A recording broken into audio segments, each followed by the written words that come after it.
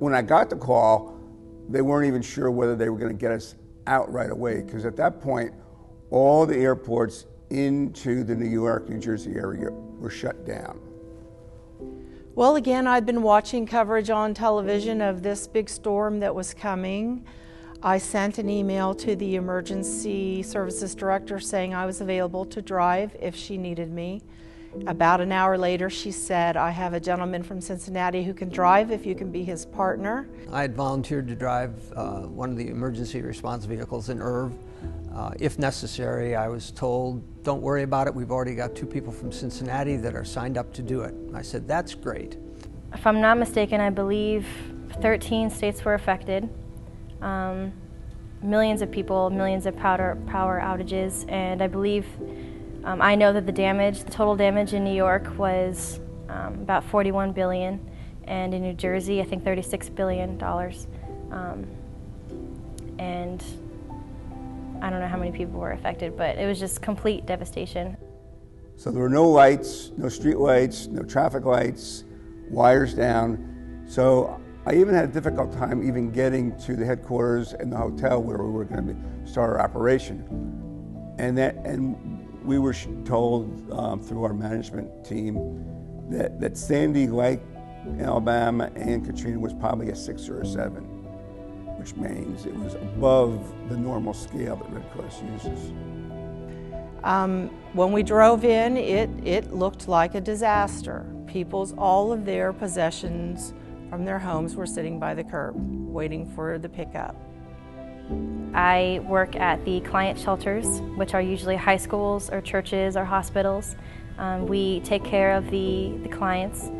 We provide food, mental health, and any moral support that they might need.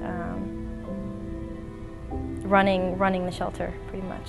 So we did dinner and breakfast, and all night we would provide snacks for them. You know, they would come and talk to us about what they were feeling, and most of them couldn't sleep. So we were just there to help in any way that we could. My team, or the folks that accompany us as part of the mental health activity, try to help those people begin the process of putting their lives back together again from the emotional aspect. We delivered to shelters where it was dark out, and we hit live wires on the road while we were getting there.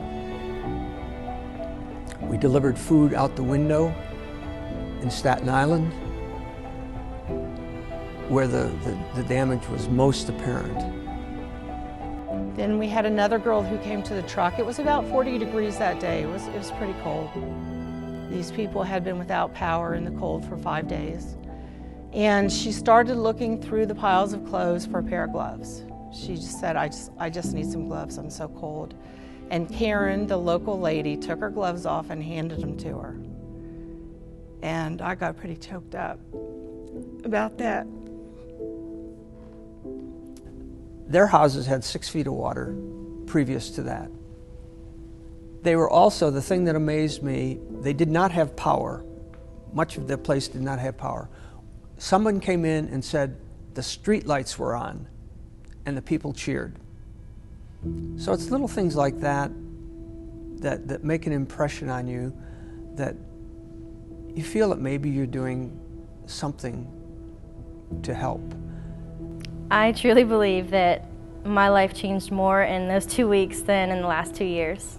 So you might start off because you want to help other people, but you kind of get addicted to the feel-good feeling that you get from doing that. 7 days a week, 365 days a year, 24 hours a day. Whenever there's a need, we're there, and we're there until the need is over. People say, why did you do this? And the question is, if I don't do it, who will? Estoy muy agradecida por ser voluntaria con la Cruz Roja Americana.